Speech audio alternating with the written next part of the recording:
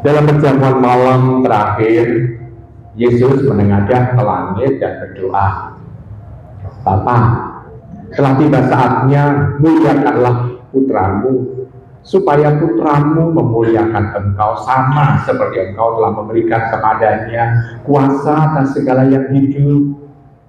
Demikian pula, ia akan memberikan hidup yang kekal pada semua yang telah engkau berikan kepadanya. Inilah hidup yang kekal, yaitu bahwa mereka mengenal engkau satu-satunya Allah yang benar, dan mengenal Yesus Kristus yang telah engkau utus. Aku telah memuliakan engkau di bumi dengan menyelesaikan pekerjaan yang engkau berikan kepadaku untuk aku lakukan. Sekarang ya Bapa, muliakanlah aku di hadiratmu sendiri dengan kemuliaan yang aku miliki di hadiratmu sebelum dunia ada. Aku telah menyatakan namamu kepada semua orang yang engkau berikan kepadaku dari dunia. Mereka itu milikmu, dan engkau telah memberikan mereka kepadaku, dan mereka telah menuruti firman-mu. Sekarang mereka tahu bahwa semua yang engkau berikan kepadaku itu berasal dari engkau. Sebab segala firman yang engkau sampaikan kepadaku telah aku sampaikan kepada mereka, dan mereka telah menerimanya. Mereka tahu benar-benar bahwa aku datang dari engkau, dan mereka percaya bahwa engkau lah yang telah mengutus aku.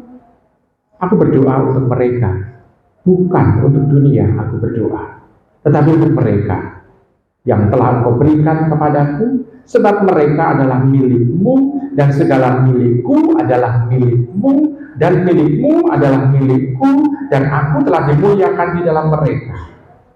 Aku tidak lagi ada di dalam dunia, tetapi mereka masih ada di dalam dunia, dan aku datang kepadamu. Demikianlah sabda Tuhan.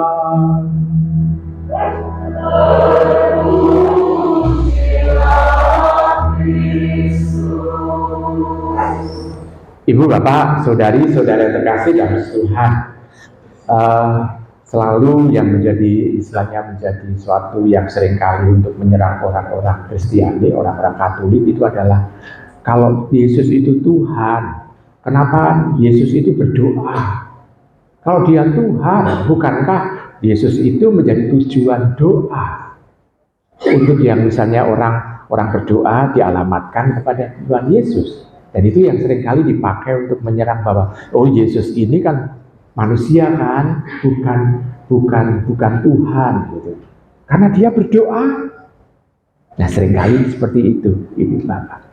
Dan orang lupa bahwa Yesus ini berdoa kepada Bapa semenjak dia jadi manusia.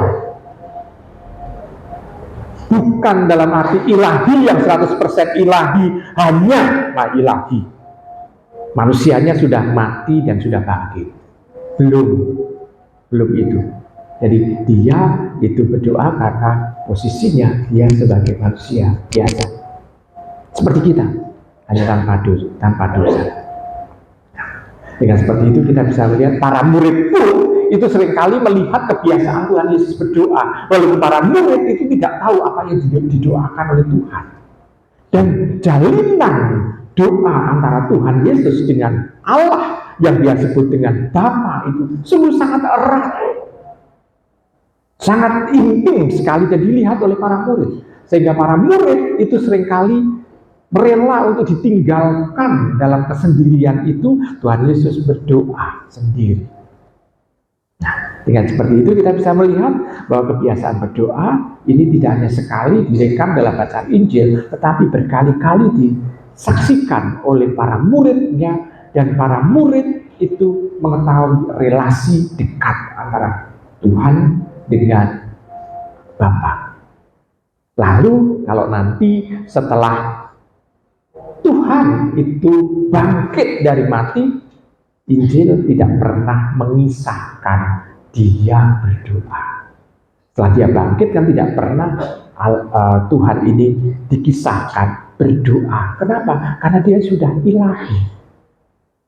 Karena dia ilahi, kebersatuan dengan Bapa itu sungguh sangat dekat sekali, dan dia misalnya menjadi semacam gambaran dari orang-orang yang percaya kepadanya untuk bisa melihat Bapa.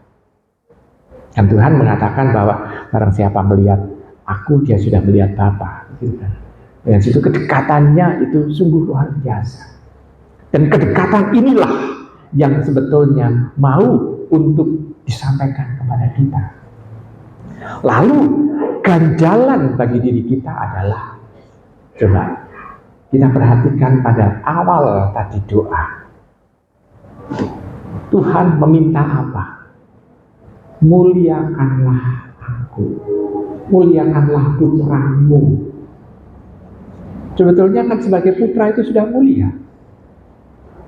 Kenapa? Karena tempatnya sebagai sang firman itu tempatnya yang mulia itu. Bukankah kita lalu ingat pada doa Bapa kami?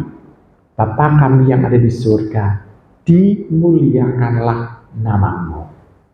Jadi namanya itu sungguh-sungguh mulia. Dan kebersamaan sang Bapa dengan sang firman ini sangat-sangat mulia. Tetapi dia karena masih tinggal di dunia, maka dia minta supaya cepat untuk apa? Bersama dengan Bapa. Mulia.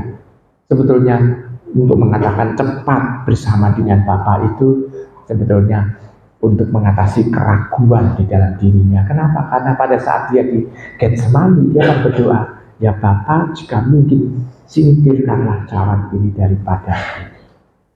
Jadi kalau memang mempercepat untuk memanggil, ya panggillah. Tidak perlu harus mengalami sengsara, mati di salib. Jadi itu sebetulnya. Jadi dia ingin juga supaya bisa merasakan seperti Bapa. Nah, dengan seperti itu kita bisa melihat Tuhan dalam mengatasi ini, dia ada sesuatu. Dan dia juga bisa melihat juga ganjalan dalam hatinya. Apa? Kalau dia kembali kepada Bapa, lalu murid-muridnya ini itu gimana?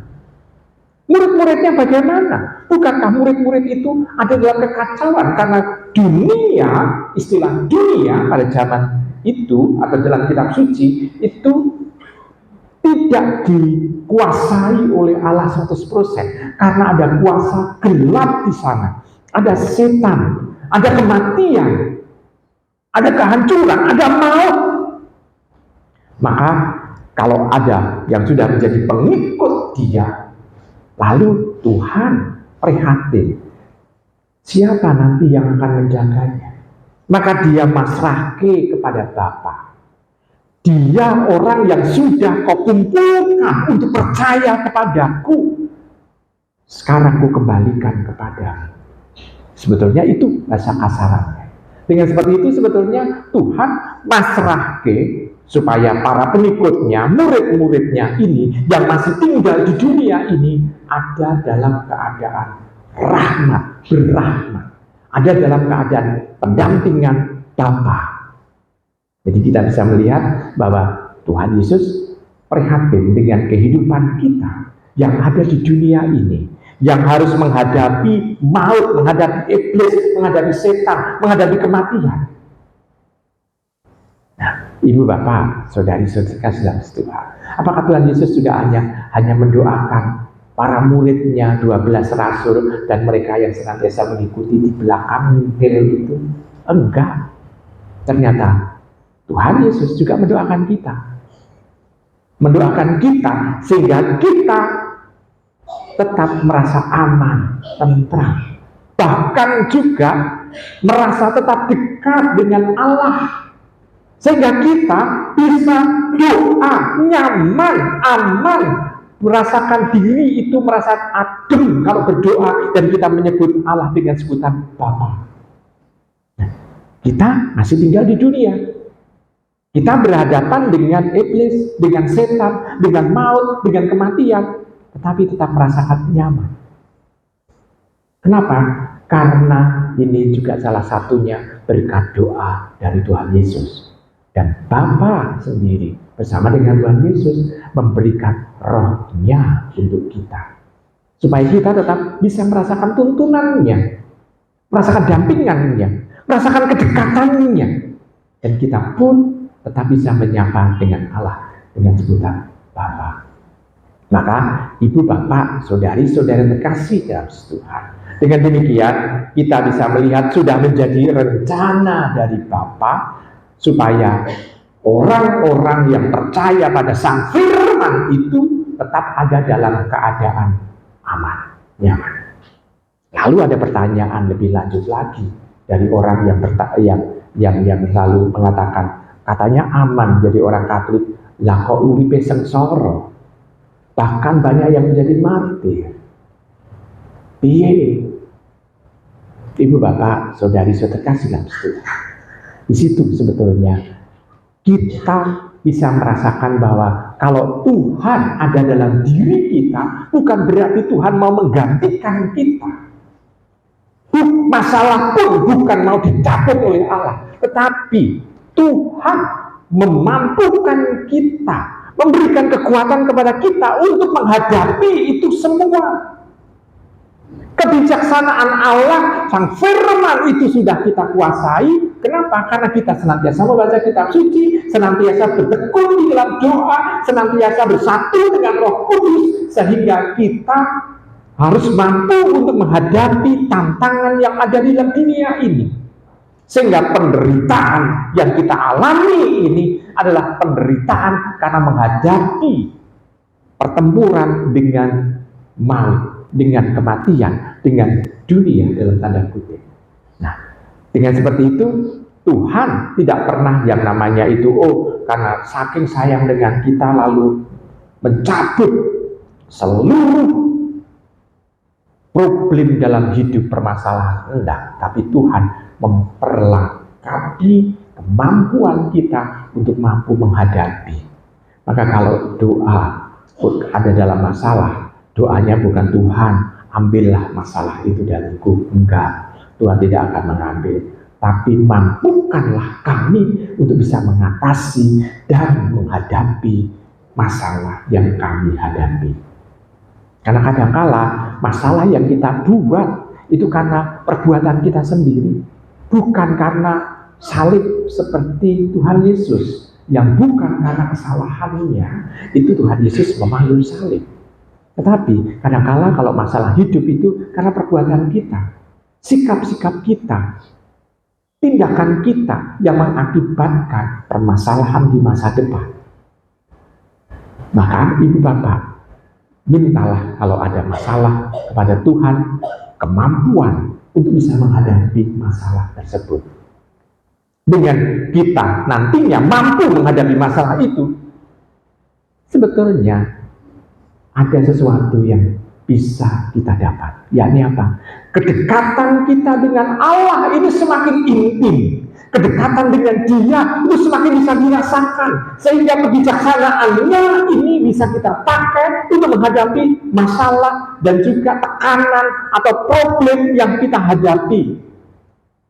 Kadangkala Tuhan dalam mendampingi tidak langsung begitu saja, tetapi kadangkala juga Tuhan menggunakan orang lain supaya kita mendapatkan dukungan. Tuhan pun pada waktu disalib mendapatkan dukungan dari siapa? Dari kunjungan bundanya Maria, dari muridnya yang terkasih Yohanes. Dia disalibkan dan dia mendapatkan dukungan dari kunjungan mereka. Nah, kita pun setiap hari menghadapi masalah, kadang-kala kita mendapatkan dukungan dari orang-orang yang memperhatikan kita. Dan kita harus menganggap bahwa ini juga adalah kehendak Tuhan mau menguatkan kita untuk bisa menyelesaikan permasalahan dan problem yang ada. Bahkan kadang-kala ada orang yang sebetulnya tidak memberikan nasihat apa-apa, tetapi orang itu rela untuk memberikan telinganya, sehingga kita mengeluh berjam-jam, dia tetap nyaman di depan kita. Kadang-kala Tuhan mengirim orang-orang yang seperti itu. Maka ibu bapak, saudari-saudari terkasih dalam Tuhan, Tuhan ini sebetulnya mau menegaskan kepada kita, jangan khawatir untuk tinggal selama masih di dunia ini. Walaupun harus menghadapi tantangan yang mungkin berasal dari setan, mungkin berasal dari iblis, mungkin juga berasal dari keegoisan sesama, kita tetap ada dalam dampingan Tuhan. Karena Tuhan sudah mendoakan kita, Tuhan sudah menganugerahkan Roh Kudus kepada kita, supaya kita bisa melangkah dan menyelesaikan permasalahan hidup itu dengan baik. Nah, sampai seperti ini, kalau demikian kita harus bangga terhadap Tuhan. Tuhan tidak pernah meninggalkan kita. Dan juga dalam istilah basa Jawa, Tuhan boten nate sare. Tuhan tidak pernah tidur. Dengan seperti itu, kita bisa menghadapi semua tugas ini dengan nyaman. Selamat merenungkan.